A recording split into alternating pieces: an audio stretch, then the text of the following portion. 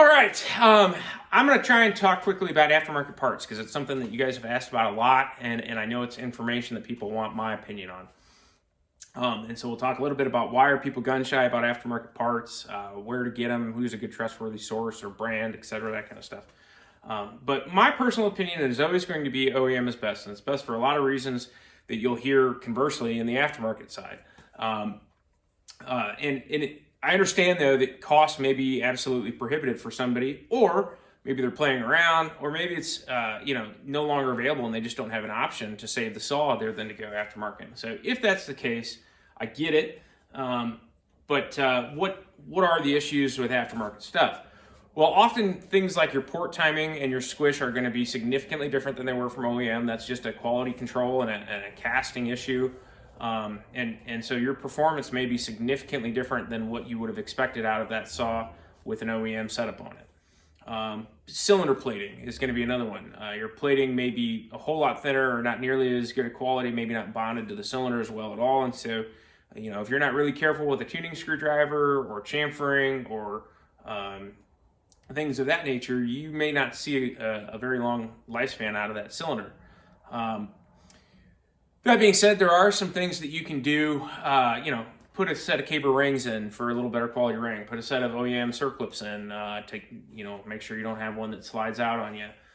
Stuff like that, maybe can get you by for the weekend warrior type stuff, or if you're just, making a fun project saw or something like that. But I'm going to put a picture in the comments that was kind of wild and I think speaks to a lot of this. So I had a Meteor cylinder set in here a while back that was just a direct replacement for a guy.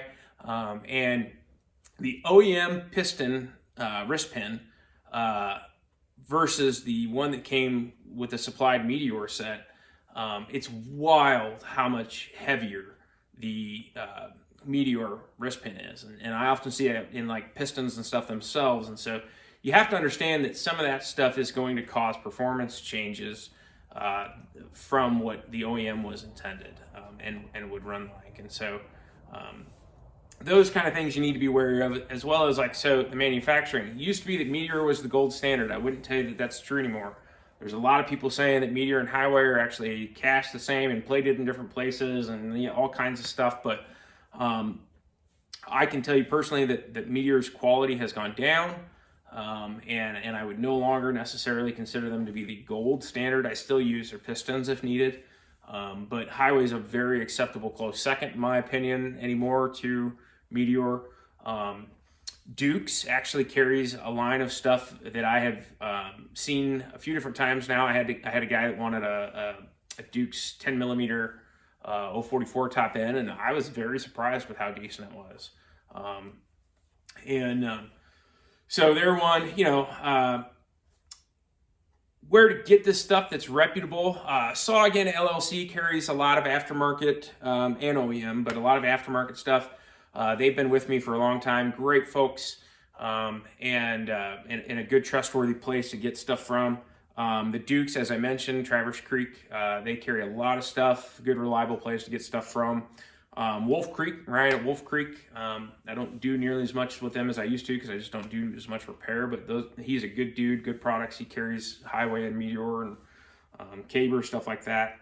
HL Supply is one that I've used a lot in years past. They carry a huge gamut of parts if you need to get stuff. So just be wary, again, like I said, of knowing what you're getting into if you choose to use an aftermarket part. If you want to buy the $20 thing off of eBay or Amazon and try that cylinder out because you're going to grind on it or whatever, fine.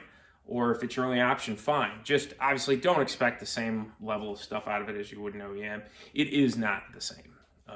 There's just no two ways about it. So anyhow, with that, if you have questions or specific comments, otherwise, as always, leave them in the comments and I'll try and answer them for you. I do want to give a shout out to Sam. If you're watching, buddy, I got your package. Sam sent, so generous, a bunch of stickers and shirts and stuff that he had made, and so I will be passing some of those out along the way. Had them made on his own dime, on his own generosity, just to be a cool dude and share the love with some other folks of Iowa Performance Sauce, so that's cool. So thanks, Sam. Super cool.